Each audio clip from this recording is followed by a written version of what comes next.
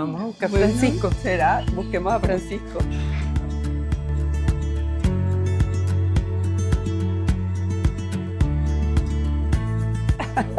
¿Cómo Qué costó? bueno tenerte aquí. Adiós, Francisco. Feliz María Navidad. Mi amor,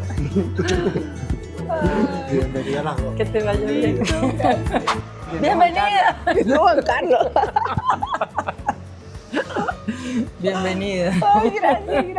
Ahora se me metió algo en el ojo. Tú sabes que estaba pensando, bueno, que la cocina femenina nunca es cocina de autor.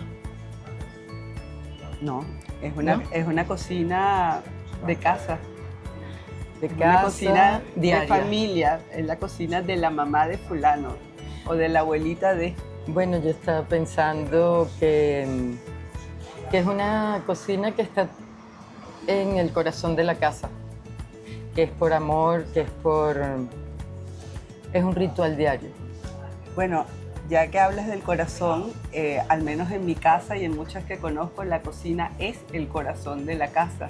A mi casa también. Ajá, y por eso de alguna manera todos terminábamos siempre en la cocina, así, apretaditos, el comedor se quedaba vacío y uno ahí metido en la cocina y el que iba llegando era como un imán, se iban pegando todos. Y la mesa puesta y todos en la cocina. Y todos en la cocina. En mi así casa es. también. Pero además, creo que las mujeres no tenemos, o algunas no tenemos, la necesidad de ser tan reconocidas. Bueno, mira, yo creo que la mujer como tal cocina es como natural, es innato a nosotras el cocinar porque nosotras alimentamos desde que somos madres. Las mujeres cosechan de la tierra, Bueno, así. pero tú cosechas de la mar. Yo cosecho de la mar, Mari. Pero yo creo que ya, o sea, ya viene como con el hecho de ser madre, el tú tener ese instinto de alimentar, de dar de comer y expresar el amor a través de la comida. Bueno, yo creo que seguramente las mujeres fuimos en una época muy mandonas y que después los hombres tuvieron que sobreponerse a eso. Pero si hubiese sido así, como que las mujeres en toda la prehistoria o en muchos tiempos de África o Egipto eran las diosas las que mandaban y tenían sometidos a los hombres. Los hombres se sobrepusieron y nos sometieron. Pero queda conectado ese hilo con la vida, con los hijos, con el quehacer diario, con las, por ejemplo, en Amazonía todas cazan o acompañan a los hombres a cazar, pero a fin de cuentas quien tiene el fuego encendido son las mujeres. Bueno, fíjate que hay una isla en Corea Ajá. donde son las mujeres que de hecho son patrimonio de la humanidad y esas mujeres son las que salen a bucear y las que salen a Claro. pescar y las que traen el alimento. Los abalones. Sí, los abalones, los pulpos y todas esas especies que se consiguen en esas aguas. Y es el hombre el que cuida a los hijos y el que está en la casa esperando que venga la mujer con la pesca, así como las amazonas. Qué bueno. Sí, ¿Qué traes de Margarita? que traigo de Margarita. Bueno, yo traigo ñinguitas de todo para armar unas arepas maravillosas. Mira, traje mejillón de la Guardia, el mejillón guardiero que de verdad tiene un sabor, tiene el sabor de la ensenada. Yo le comentaba a un amigo que a mí me gusta catar el agua de mar. Y entonces yo no sé si es que el mejillón sabe al agua de la ensenada o la ensenada sabe a lo que saben los mejillones. Creo Creo que hay ahí como una fusión entre ellos y ambos se dan el sabor. Entonces ese sabor me lo traje de Margarita en los mejillones. Cuando unas veces escribo sobre ti y digo que el agua de la Guardia es densa, más salada que otros mares y que evidentemente cuando uno se baña en la Guardia está sumergiéndose en la comida de Pilar. Claro. Y que esa comida sabe a yodo, tiene los colores naranjas, rojos, amarillos de los mejillones y siento que los mejillones son tus hijos y tú En Margarita también tenemos nuestros terror, por así decirlo, y cada ají tiene un sabor distinto. El ají de Guarame no sabe igual al del Valle de Pedro González, al de la Sierra. No sé qué te sabe ese ají. Dulcito, no tiene picor. Eso que agarraste uno rojo. Bueno, lo agarré a propósito, pero puedo agarrar uno verde, bien verde. Estos son míos, estos no van para las arepas. Tranquila, esos son los caramelos de hoy. Son totalmente distintos, pero no tienen picor. Bueno, esos van para la salsa tártara de las arepas. Creo que lo máximo es el aroma también. Y bueno, cuando uno pica ají dulce, toda la cocina se envuelve en perfumes, ¿no? Ahora no es ají dulce, es ají margariteño. Ají margariteño, perdón. es ají margariteño porque ya lo dulce está implícito. Es el ají que no pica. A veces tiene un poquito de picor. Mira, yo creo que es que algunos se han ido se han ido mezclando con otros ajíes y entonces, pues con la brisa, con la polinización, con todo eso, agarran un poquito de picor. Pero estos en particular creo que están todos dulcitos, como decimos en Margarita. Sí. Dulce con los mejillones de La Guardia. Con los mejillones. ¿Me traes otra cosa? Más? Ajá. Bueno, yo voy a decir lo que siento cuando voy a Casa Mejillón. Pilar te toma de la mano y te lleva a las profundidades de La Guardia. Bañarse en la mar de La Guardia no es como otras playas ni otros mares, es realmente sumergirse y hay que tener cierta entrega, porque el olor es muy fuerte. Sí. Hay personas que dicen, ¿pero a qué huele esta playa? Bueno, huele a vida, huele a principio del mundo. La Guardia es un lugar que no ha sido tan visitado. Es como quizás entrar a Margarita en 1950, donde están los peñeros con, ¿cómo se llama esos remos? Que son unos palos que ponen donde se separan los pelícanos. Esas puntas. Ajá. Ahí me raspaste ahorita. No importa. Pero bueno, esa imagen de Alfredo Bulto. Yo no navego, yo me meto. Yo me sumerjo. Entonces te lleva con su mano a las profundidades y después te va haciendo ir a la superficie donde están los pelícanos, las barrigas de todos esos aves que están allí, ¿sí? Donde están los pescadores, los niños. Bueno, hay un pajarito también que le dicen la cotúa. La cotúa. Y no sabemos si le dicen cotúa porque ella se come a los cotueros, no lo sabemos, pero le dicen la cotúa. Pero y después te hace flotar y entonces ya estás en una superficie que se ven sus platos, una transparencia, porque la mar de La Guardia no es clarita, ¿no? Pero tú puedes ver un día que es transparente. Hay días transparentes, ¿sí? Sobre todo el lado donde está Pilar. También está el sonido de las piedras. El bufido. El bufido de las piedras. Eso le dicen bufido cuando viene la ola y se retira y entonces todo ese canto rodado suena a ese traca, taca, taca, taca, taca, taca, taca. Se flota, muy mala imitación del bufido. Se flota facilísimo porque esa densidad hace que uno esté sin esfuerzo en la superficie. Creo que tu comida es esa experiencia. Y pienso que aunque la cocina femenina es trabajo diario, es ritual, es casa, es familia, en Margarita todas tienen nombre y apellido. Sí, bueno, yo creo que es que en Margarita hay como una territorialidad, pero de todo, desde el nombre y el apellido hasta el lugar donde tú te desenvuelves. Exacto, uno dice Pilar Cabrera de La Guardia. Sí. O Esther González de Pedro González. Bueno, algo más cómico todavía. Tú sabes que en Margarita todo el mundo tiene un apodo. Entonces, sí, por ejemplo, el negro.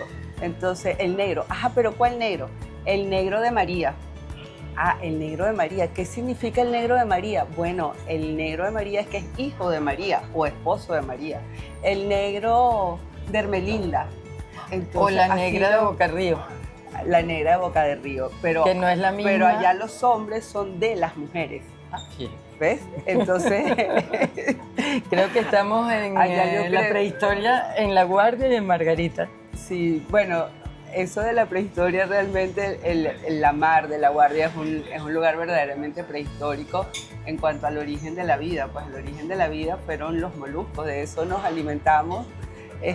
Fueron los primeros. Huele, huele a No me mejillón. vayan a comer. Y esa es una mar que tiene pues muchísimas especies de moluscos, tiene mucho alimento, mucho fitoplancton. Tiene pulpo. Tiene calamar, tiene luria y bueno, y tiene unos pescaditos muy sabrosos Andrés, el de la cochera, también. Andrés, el de la cochera. cuando trae mejillones a la casa, yo le digo, ¿cuánto es? Y me dice, no, si la mar está llena. Nunca vale nada.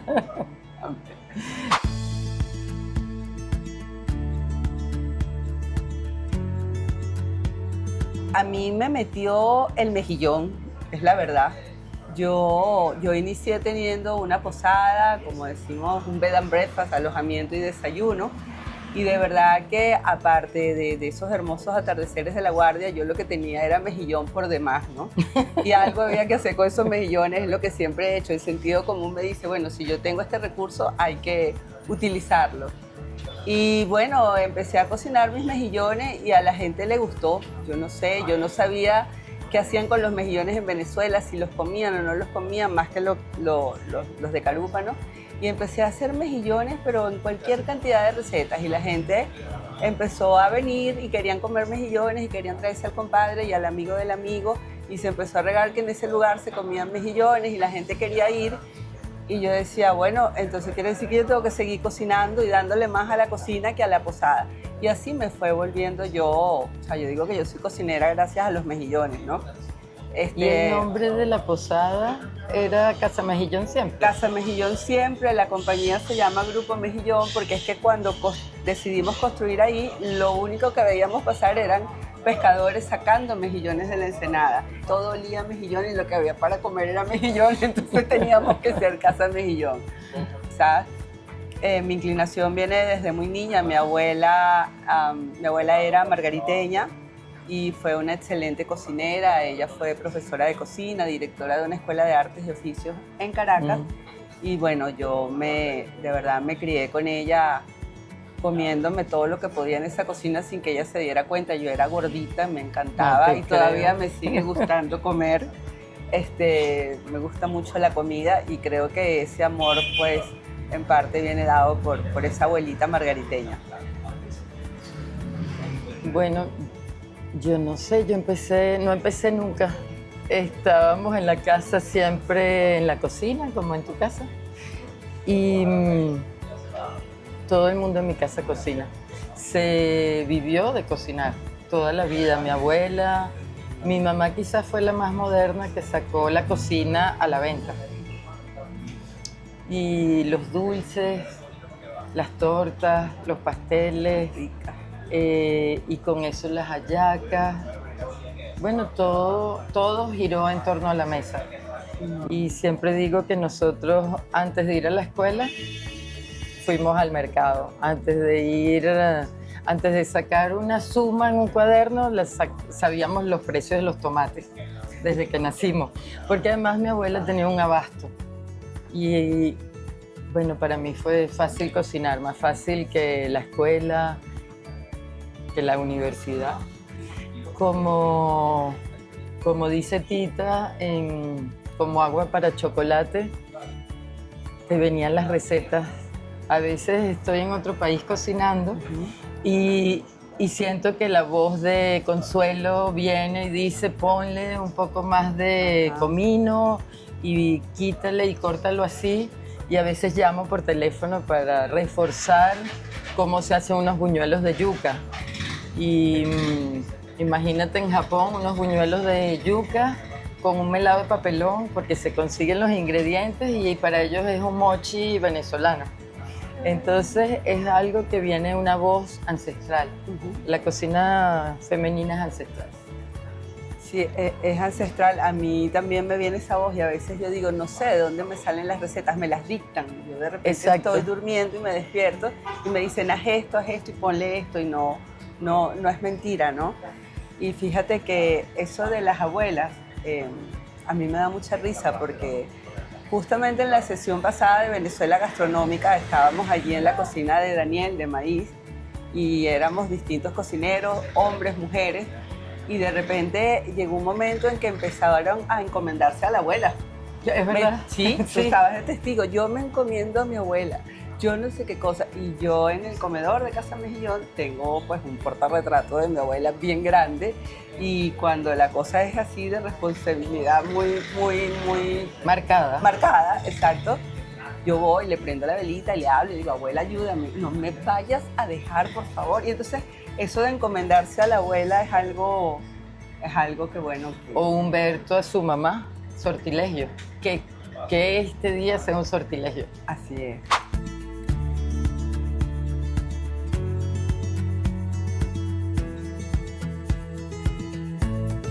También la cocina femenina es barroca, más es mejor. Y es una cocina también, creo yo, de mucho sentido común y cocina de aprovechamiento, porque uno como mujer siempre busca aprovechar lo que hay. Tú dices, bueno, ¿qué tengo yo ahorita? Yo tengo esto y tengo esto. Uno no se pone como que a buscar ingredientes especiales para una receta y déjame rebuscado. No, uno dice, es como dicen las mujeres margariteñas, uno cocina con lo que hay y uno ve, dicho en unas palabras de ella, dice, uno le aporta sabor con lo que hay, con lo que tiene. ¿Y cuánto? Bueno, un poquito. Y los cortes de las mujeres, o sea, ¿qué corte le haces tú al vegetal? Corte normal.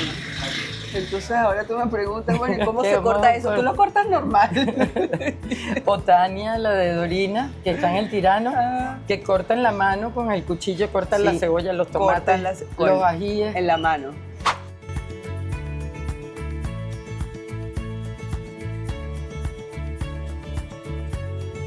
Bueno, cuando tú dices cómo llegaste a la cocina, yo llegué por mi familia. Pero cuando conocí a Sumito, fue mi contacto con los chefs.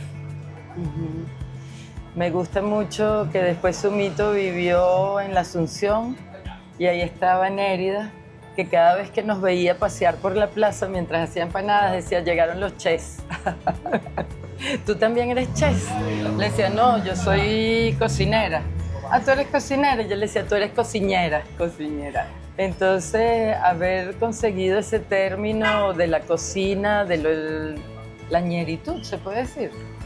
La ñeritud o el ñerismo también puede ser, como el compañerismo, el ñerismo.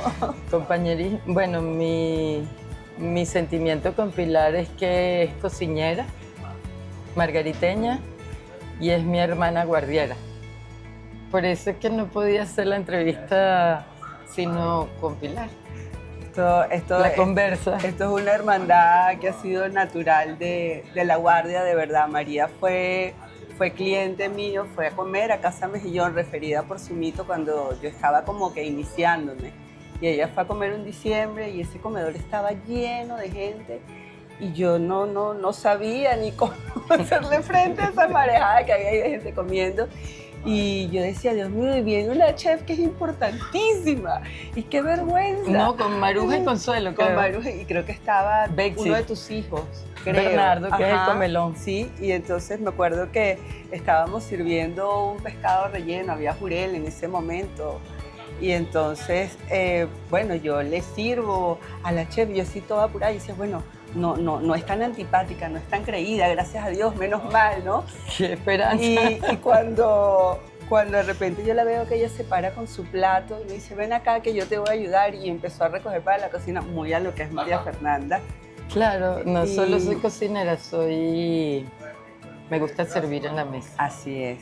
Te gusta servir en la mesa y te gusta servir en la cocina también, María, de verdad. Y ver ahora tienes una ventanita, sí, que ves a todo el que está comiendo en Casa Mejillón. Yo creo que ese placer de ver si las personas sonríen, cierran los ojos, ven el atardecer en los platos, es lo que nos impulsa a que no podemos parar de cocinar. No podemos parar de cocinar, sobre todo, bueno, cuando la gente me dice gracias, gracias por lo que estás haciendo. O sea, y me lo dicen mucho y me lo escriben después de que trabajan. Me dicen, gracias por estar aquí, gracias por resistir, no te vayas, no te rindas, no te rindas, por favor. Y digo, bueno, pero, ajá. Dice, no, de verdad, o sea, tú no tienes idea del valor de lo que tú estás haciendo, porque creo que, bueno, cuando quizás el hecho de que uno está sumergido o inmerso en una cotidianidad, no nos damos cuenta del valor de lo que tenemos a nuestro alrededor. Y cuando tú viajas y recorres mundo y te das cuenta de lo difícil que es comerte un pescadito fresco, un pescado sacado con cordel. O frito. O unos mejillones que están recién, que tienen 1 hora de sacado de la mar y que viene un señor y que te los trae así con la mano y que no vienen así a granel, tú dices, wow, o sea, de verdad que tenemos tesoro en Venezuela, en todos los rincones de Venezuela hay tesoros.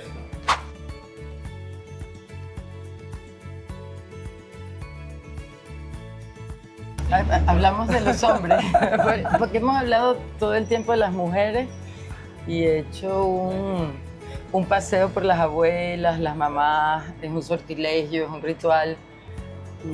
Y bueno, nombré a alguien que quiero mucho, que es Sumito, ¿no? Que nos puso en contacto. Que nos puso en contacto, sí, que nos puso en contacto. Pero Sumito en mi vida fue quien dijo, hay un mundo afuera, hay chefs, existen famosos. Sumito era famoso. Sumito era famoso. Hay hombres importantes en mi vida. O sea, yo a pesar de que he estado toda mi vida de cocinera, he estado en Casa Mejillón, he tenido también pues la alegría de haber salido fuera a trabajar en otras cocinas, haciendo pasantías, formándome, trabajando. Después me ha tocado por motus propios salir a otras cocinas fuera de Venezuela y he tenido jefes hombres y muchos compañeros hombres. En algunos casos me tocó ser, como quien dice, la única mujer de la cocina, porque eran países de corte bastante machistas y donde las mujeres en la cocina o lavan los platos o como mucho pueden ser la chef repostera o la pastelera, la que hace las tortas, pero hasta ahí la mujer no se mete en el tema serio de la cocina, ¿no? Y en una de estas cocinas que fui recomendada justamente por Sumito, aceptaron que yo lograse tocar algo en la cocina porque venía con una recomendación muy alta, pero con todo y todo me echaban broma, me decían, ay, ahí llegó la Barbie de la cocina, ¿no? Mamma mía. Y yo, la Barbie de la cocina, imagínate tú, ¿no? Y me miraban así como, de verdad ella sabrá cocinar.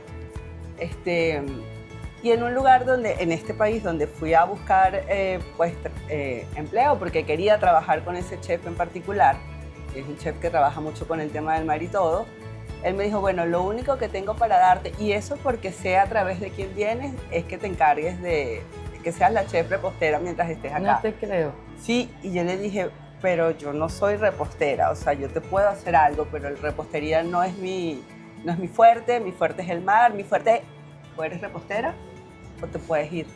Y yo, soy repostera, claro que soy repostera, ¿cómo no? Yo puedo hacerlo. Y bueno, ¿Pantrista? No, era muy serio ser pantrista, tenía que ser repostera. Entonces, bueno, sí, en las cocinas donde yo he estado, pues bueno, en las pocas que yo he estado, que no han sido las mías, he visto que las mujeres casi siempre pues están legadas al tema de los dulces, al tema de ayudar y al tema de lavar los platos. Pero no opinar, ¿será? No opinar demasiado. No opinar demasiado, no meterse en la parte seria del fuego de la cocina, del corazón.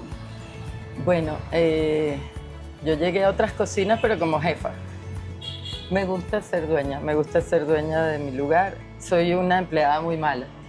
No me gusta que me digan cómo lo voy a hacer, a menos que sea Tomás Fernández, que me parece que es, bueno, un cocinero especial, un cocinero que viene de su mamá también.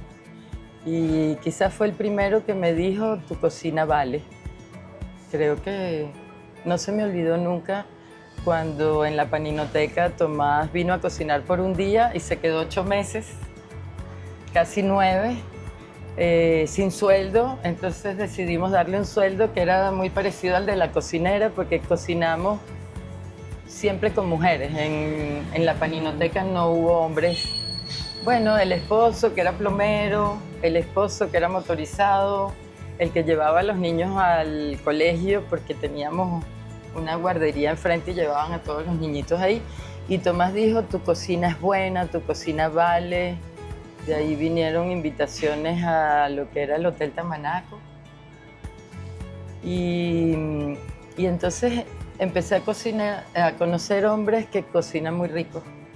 Y entonces está Tomás, Francisco Avenante, y hoy estamos en su casa, vamos a cocinar en su casa. Y está también, está el cocinera de Margarita, que es Rubén Santiago. Rubén Santiago. Y cuando hicimos con Venezuela Gastronómica ese trabajo para Capítulo Nueva Esparta, yo quise trabajar con las mujeres.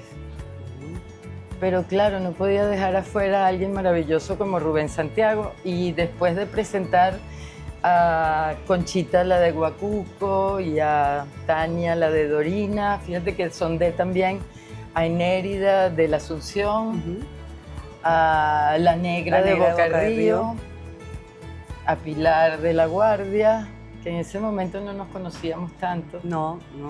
Y dije, bueno, ¿y dónde queda Rubén Santiago aquí? Entonces hicimos un homenaje al único cocinero de ese capítulo que cocina como las mujeres. En mi vida han habido cocineros excelentes que son unas abuelas y unas mamás.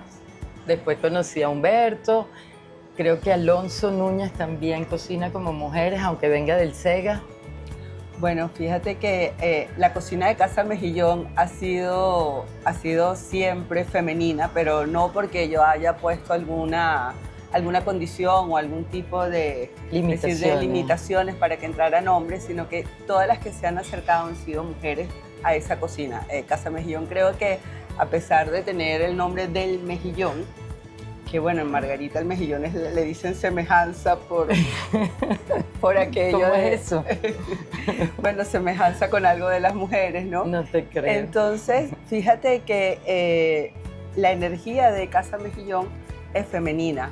Entonces, ha habido momentos en Casa Mejillón donde todo el personal, hasta prácticamente las que hacíamos mantenimiento, ha sido netamente femenino.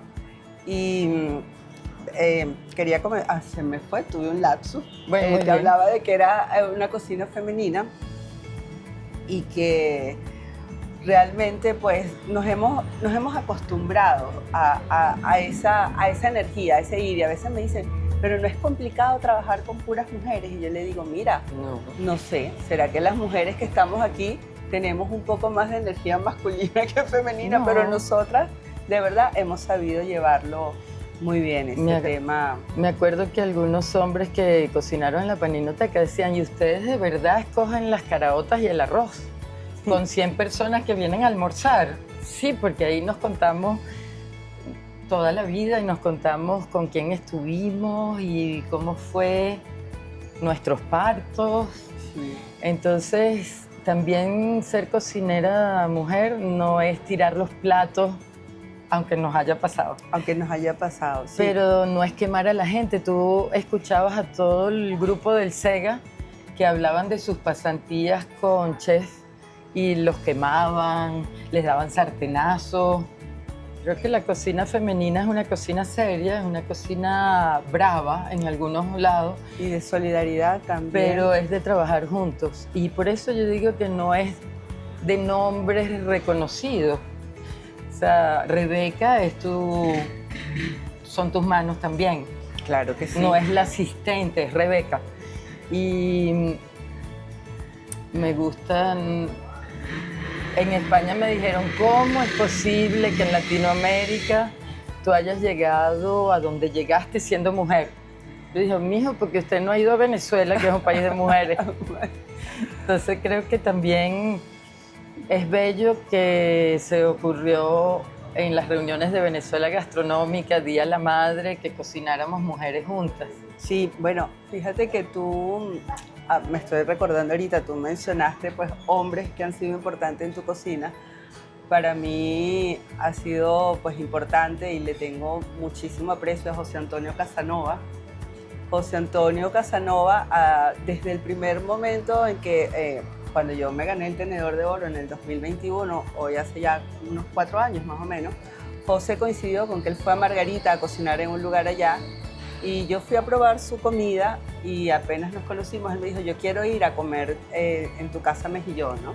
Y yo le serví pues las recetas patrimoniales, el asopado de viuda, un consomé de mejillón, o sea, cosas de verdad pues autóctonas. Yo decía, Dios, ¿qué le iré a servir yo a este señor que cocina tan bonito y que tiene una fama de que es perfeccionista y toda la cosa? Y yo le digo, bueno, yo le voy a servir lo que es, lo nuestro, lo que tenemos aquí en la isla. Y él desde ese momento quedó pues cautivado por mi cocina, y José Antonio es una persona que de verdad pues siempre él me ha apoyado, me ha invitado a cocinar eventos, y siempre hemos estado ahí como que el uno para el otro, y hemos hecho pues tan buena ligazón, como por así decirlo, que a veces él me dice, mira, yo me entrego a tus recetas, yo le digo, y yo me entrego a tu emplatado, y entonces tenemos como que lo mejor de los dos mundos, pues. Y eso hemos hecho nosotros dos. Sumito también para mí fue una persona muy, muy importante, a quien de verdad yo a Sumito le debo pues toda él fue el como que hizo la expansión de empezar a regar la voz de que había algo en La Guardia llamada Casa Mejillón, y que había alguien, una loquita, una Pilar que cocinaba mejillones, y de verdad que gracias a Sumito pues comenzamos a tomar pues como esa fuerza. Yo conocí a José Antonio trabajando con Ana Belén. Imagínate, hace mucho. Claro, era chiquito, era un muchacho jovencito, y a veces nos íbamos de Mocambo a Binófera cargados de los vegetales de Beatriz. Entonces, tengo un recuerdo de José Antonio muy jovial, cariñoso, flaquito. Bueno, y Rubén también lo quiero mucho. Rubén también siempre estuvo pues de verdad con nosotros, apoyándonos. Me acuerdo que Rubén entraba a veces los 31 de diciembre, él a veces cocinaba cerca de La Guardia y venía a Casa Mejillón con una botellita de whisky, un tabaco, y él decía, mija, aquí nos vamos a dar feliz año antes de tiempo, ¿no? Y él entraba y se sentaba y nos veía a Rebeca y a mí con esa cantidad de potecitos y potecitos, porque la cocina de Casa Mejillón es así como, bueno, es compleja, a pesar de ser sencilla, en el fondo es una cocina compleja. Y Rubén nos miraba y decía, mija, si yo tuviese esa cantidad de potecitos que tienen ustedes, yo me hubiese vuelto loco. ¡Qué barbaridad! Y bueno, Rubén fue un gran pilar para mí en Margarita, hablando de los hombres en la cocina.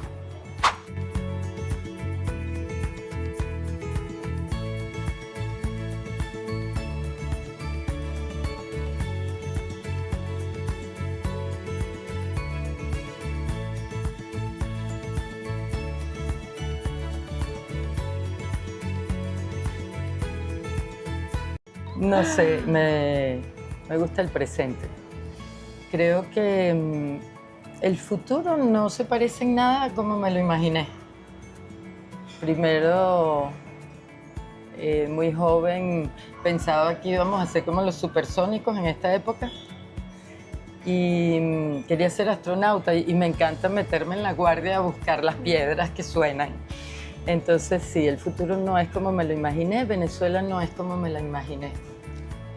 Bueno, yo te voy a responder desde lo más profundo de este mar que llevo dentro. Yo soy una mujer que yo vivo al día, lo cual quiere decir, o sea, no quiere decir que no planifique, que no piense, pero yo me ocupo en el día, así como mis recetas son de timbre, es un menú de timbre, lo que me van trayendo es lo que voy cocinando, el cómo vaya viniendo, vamos viendo. Bueno, la vida mía también yo la veo así. Por muchas cosas que me ha tocado vivir, yo pues me concentro en lo que hay, en lo que tengo, en lo que está aquí enfrente, que como dijo María, tengo tomate y tengo ají. Y allá en esa cocina hay unos pescaditos y hay una arepa que hacer que quede maravillosa para pasado mañana. Ese es el futuro como más lejano que yo estoy avisorando. Decirte cómo veo yo el futuro de la cocina venezolana, de verdad, pues yo tampoco lo sé. Y creo que, bueno, sin duda el futuro pues lo estamos haciendo entre distintos pasos generacionales. Como todo, pues es un proceso, es una transformación. Las modas van, vienen, retroceden, lo que dejó de ser, entonces después se pone en moda. Yo no sé de verdad cómo será el futuro de la cocina de Venezuela, pero... Bueno, yo creo que seguirá siendo femenina. Pienso en Carlos García. Ajá. Que, bueno, en Alto fue un restaurante en Venezuela que en la situación más precaria del país, donde no venían turistas, llegó a ser nombrado, premiado, subrayado. Y Carlos es un cocinero fuera de serie para mí en todos los sentidos, que quería estar en los festivales, pero a la vez quería hacer la pasta con sardinas, que tiene mucho que ver con la Asunción, además, y con Zuniaga y todas esas historias. También cuando hablas de Juan Carlos Casanova, que quiere ser un chef que sale en la portada de las mejores revistas del mundo, te hace una cesta Panare. Entonces creo que sí hay un sentimiento que tiene que ver con la mujer. Me gusta la cocina de Tarantines, de carretera, y creo que eso es una de las fuerzas de Venezuela que no ha estado en las revistas lo suficiente.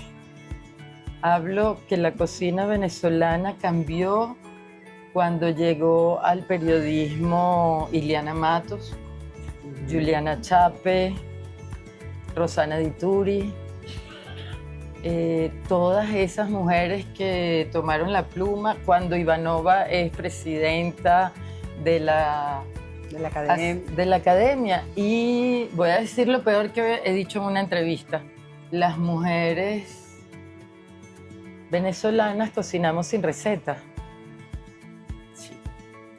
A pesar de que hayamos ido al ICC, demos clases, hayamos sido conquistadas por Lovera, es muy difícil para mí abrir el libro rojo, porque la sal no sale igual, porque la pimienta no se pesa, y creo que si hablamos de un futuro, estamos en un momento donde yo nunca me imaginé que íbamos a importar otra vez tantos ingredientes y que la gente iba a gastar su dinero en bodegones. Menos mal que pasaron de moda. Pero veo una cocina más, y siempre se lo digo a los estudiantes de cocina, salgan, recorran Venezuela, ahí están los ingredientes. No, si vuelvo a mi pasado, no soportaría un cocinero en mis cocinas que diga no puedo porque el cuchillo no es de tal marca. O no puedo porque no conseguí... Bueno, creo que la palabra que menos me gusta es trufa. No me gusta ni el olor ya, ni el sabor. Claro, cuando comparas una trufa con un ají margariteño, no. Entonces, creo que pasarán décadas donde todavía habrá muchos chefs que no conocen la guardia. Bueno, tú sabes que algo que a mí me gusta mucho de lo que yo llamo la cocina de los pescadores es que es una cocina, bueno, es una cocina súper moderna porque, y visionaria, y una cocina futurista, porque cuando se comienza a hablar de slow food y de la cocina 0 kilómetros, bueno, eso es lo que practican los pescadores, una cocina de sentido común, de utilizarlo del entorno, de comerse lo que la mar depara. Porque, las temporadas, por supuesto. Por supuesto, las temporadas. Muchos de ellos, pues la mayoría, no tienen una nevera en su casa, entonces van para la bodega y, como dicen ellos, con lo que hay se le aporta sabor a la comida Entonces es una cocina de coherencia, de sentido común, de aprovechamiento, de estacionalidad, y es una cocina inteligente. O sea, tú te estás comiendo lo que hay, lo que está fresco, lo que te dio hoy. O sea, libre de Dios, cuando yo llegué a La Guardia, yo me acuerdo que le decía a los pescadores, mira, ella que sacaban carite, ¿no? Decía, por favor, para mañana me traes 4 kilos de carite. Bueno, sí, cómo no, señora Pilar, lo que la mar depare. Y yo, ¿cómo que lo que la mar depare? Yo estoy viendo que ustedes te estaban sacando carite todos los días y te estoy encargando 4 kilos de carite. Lo que la mar depare, señora Pilar. Y yo me ponía bravísima y decía... Tenías un pensamiento masculino. Bueno, tenía un En ese pensamiento de momento. Caracas que uno va y compra el pescado en la pescadería, o compra el pescado en Lo macro. encarga, Ajá, además. exacto, lo encargas y te lo traen. Y entonces yo cerraba la puerta y decía, claro, como yo no soy de aquí, es que no me quieren vender el pescado, me lo están negando, me están negando el pescado.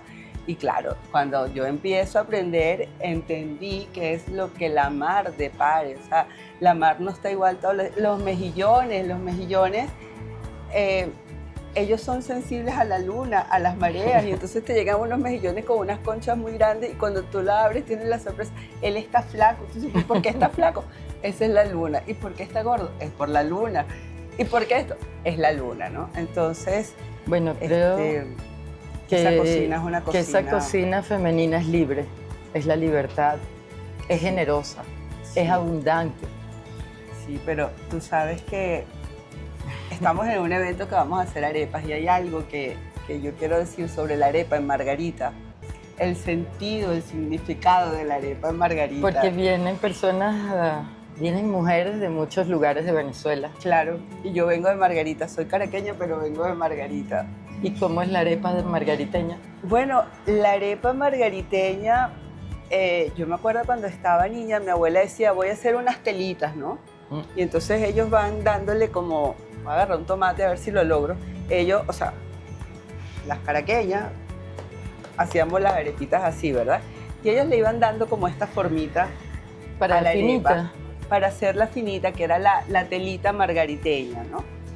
Y entonces, cuando yo empiezo a investigar allá con qué se comen las cosas se comen con una arepa. O sea, allá no es el arroz, sino un pescado frito, un pescado guisado. Eso se acompaña con la arepa. La arepa literalmente es el pan de la comida, como vendría a ser el pan pues para un italiano, por ejemplo. Entonces ellos utilizan la arepa porque, a ver, se come mucho guisado en Margarita, y ese guiso pues suelta un caldito. Entonces la arepa es la responsable de que usted la pica con la mano y usted recoge ese caldito, lo que llaman la escarpeta los italianos, creo yo, y usted ¿Cómo se llama en margarita? pasa la arepa. Tú me dijiste. Le recoges el Telita. juguito. Ah, la arepa. telita. No, la arepa en Margarita tenemos la telita, tenemos una que lo llaman, bueno, la rueda de camión, que es del tamaño literalmente del anafre. Contenedor o del sartén. Sí, del anafre tal cual. Pero lo importante es que ellos no conciben su plato con arroz, puede ser que coma pasta, pero la arepa es fundamental para tú comerte tu pescado frito, y ni hablar de la arepa migada, que era la cena de antes. Se hacían un consomé de guacuco o un consomé de mejillones, donde lo hacen de mejillones, y entonces ellos migaban su arepita y se comían ese consomé con arepa migada de cena. Y también, pues bueno, hace muchos años a mí me extrañaba una costumbre para mí muy rara que tenía mi mamá, que era migar la arepa en leche, Sí. y era el desayuno. ¿Y a veces con queso o no? Con queso, y bueno, mi mamá un poco más dramática le ponía mantequilla también, ¿no? Y huevo. He probado eso en Maracaibo. Mi mamá es oriental y es De capaz de desayuno. ponerle de todo un desayuno, pero sí, la arepa migada en un consomé era pues una cena por excelencia en Margarita. Bueno, teniendo a Ocarina Castillo en Venezuela Gastronómica, creo que vamos a tener mucha información del aripo o la arepa. Y ahora me conmoví porque pienso que todos los miembros de Venezuela Gastronómica, hombres y mujeres, son, bueno, yo digo siempre que somos medio pendejos, pero somos alguien con un carácter muy femenino.